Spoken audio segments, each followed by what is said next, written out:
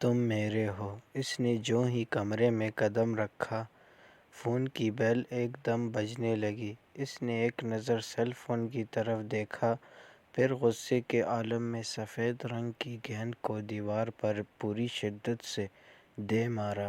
ہاتھ میں پکڑی ہاکی اور پسینے سے ترپدر شرٹ اتار کر بیڈ پر پھینکی۔ فون کی بیل تواتر سے بجتی جا رہی تھی۔ اب وہ صوفے پر بیٹھ کر جوتوں کے تسمے کھول رہا تھا۔ وہ ابھی تک بجتی بیل کی طرف متوجہ نہیں ہو سکا تھا، کیونکہ وہ ذہنی طور پر یہاں موجود ہی نہیں تھا۔ وہ تو ابھی تک خود کو ہاکی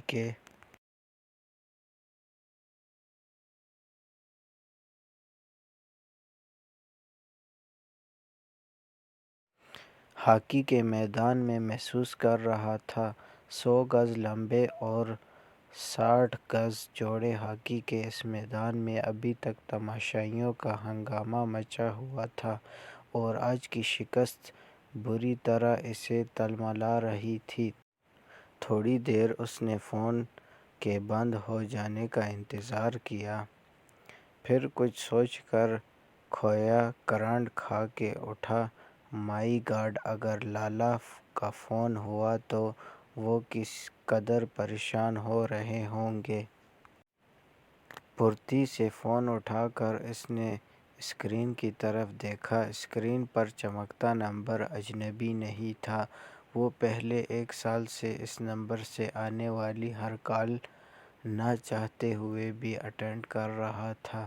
وہ تھوڑی دیر مزید سوچتا رہا، شاید دوسری طرف موجود ڈھیٹ انسان کو کچھ شرم آ جائے۔ مگر اسے غیرت بھلا کہاں آ سکتی تھی۔ اس نے دانت پیستے ہوئے کال ریسیو کی۔ عبد ڈارلنگ کہاں تھے؟ اتنا انتظار کروایا۔ چہکتی ہوئی اس آواز میں بلا کی تازگی تھی۔ وہ گہری سانسیں خارج کرتے ہوئے خود کو پرسکون کرنے کی کوشش کر رہا تھا۔ مجھے پورا یقین تھا کہ تم اس وقت بہت سیٹ ہو رہے ہوگے، سو اس لیے کال کر لی۔ کیا روتے رہے ہو؟ بڑی ہمدردی کا مظاہرہ کیا جا رہا تھا، گویا ان دونوں میں بلا کی ذہنی ہم آہنگی اور دوستی ہو، حالانکہ وہ اس ہمدردی کے پردے میں چھپا طنز اچھی طرح سمجھ رہا تھا۔ Just shut up! وہ بری طرح تپ گیا تھا۔ وہ کچھ پل مزید خود کو ٹھنڈا کرتا رہا۔ ہار اور جیت زندگی کا حصہ ہوتی ہے۔ میں اتنی معمولی بات پر رو نہیں سکتا۔ اس لیے لہجے میں بلا کی مضبوطی تھی۔ تب ہی وہ شرارتی انداز میں چہکی۔ حوصلہ تو بہت بلند ہے۔ ہر سپاہی کا حوصلہ بلند اور ہمت جواں ہوتی ہے۔ وہ چڑھ کر کھویا ہوا جانتا تھا کہ وہ بات سے بات نکالتی جائے گی اور وہ اس کے جوابات نہ چاہتے ہوئے بھی دیتا رہے گا۔ اے بلند ہمت سپاہی، آج کا معرکہ تمہارے لیے خاصا تکلیف دہ رہا۔ وہ شکست ہمیشہ یاد رہنے والی ہے۔ تمہاری گیند بھول کر بھی فلنک پوسٹ جہاں گول کیا جاتا ہے کی طرف نہیں جا سکی، جبکہ جازم کی ٹیم نے یکے بعد دیگرے کئی گول کیے تھے۔ مائی گاڈ! 70 منٹ کے کھیل میں ایک بھی گول تم لوگوں سے نہیں ہو سکا۔ Very bad! آج تو بہت خراب کھیلے ہو۔ اس کے ہمدردانہ لہجے میں چھپی شرارت کو محسوس کر کے عبد کا خون کھل اٹھا۔ کیوں فون کیا ہے؟ سونے کی قیمت دن بدن بڑھ رہی ہے، بس یہی بتانے کے لیے فون کیا ہے۔ وہ ایک دفعہ پھر اسے بری طرح سے تپا گئی۔ دیکھیے مس، عبد کچھ بولنا چاہتا تھا جب وہ سرعت سے اسے ٹھوک گئی۔ میں رمشا اکرام ہوں۔ 1 سال ہو چکا ہے۔ اب تک تو تمہیں میرا نام حفظ ہو جانا چاہیے۔ حفظ تو تب ہوتا جب میں تمہارے نام کو یاد کرنے کی کوشش کرتا۔ عبد نے بھی طنزیہ لہجے میں اسے جلانا چاہا۔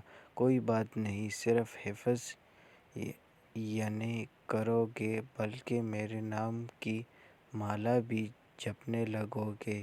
وہ تلملاتی کہاں تھی بلکہ تلملا کر رکھ دیتی تھی۔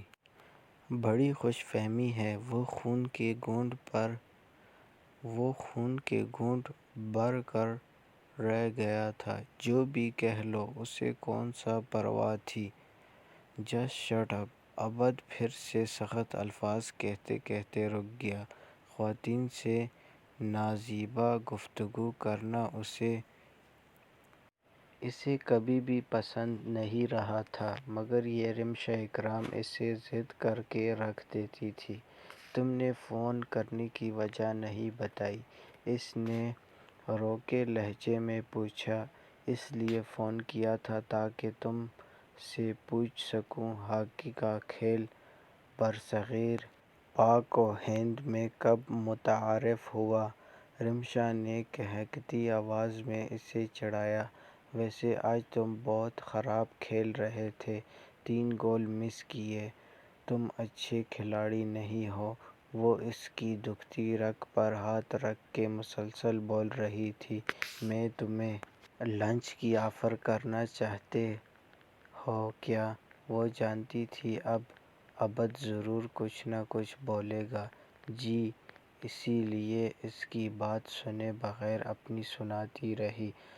وہ ایک دفعہ پھر لفظ ترتیب دینے لگا تھا جب رمشا نے اس کی بات درمیان مڈ اچک لی۔ آج کل کلب کیوں نہیں آ رہے تم؟ اسے موضوع بدلنے میں بھی مہارت حاصل تھی۔ میری مرضی۔ عبد چڑ کر رہ گیا۔ کل ضرور آنا۔ رمشا کا انداز غصے سے بھرا ہوا تھا۔ کیونکہ تم نے میرا ولیمہ ارینج کروایا ہے۔ وہ غصے میں پھنکارا۔ بولنے سے پہلے سوچ تو لیا کرو۔ رمشا نے گویا خوب لطف لیا تھا۔ ویسے ایسا ہو بھی سکتا ہے، شرط صرف یہ ہے تم دولہا بننے کے لیے تیار تو ہو جاؤ۔ ہم سارا ارینجمنٹ کر لیں گے۔ 21 توپوں کی سلامی بھی تیار رہے گی۔ تم آخر چاہتی کیا ہو؟ وہ زج ہوا۔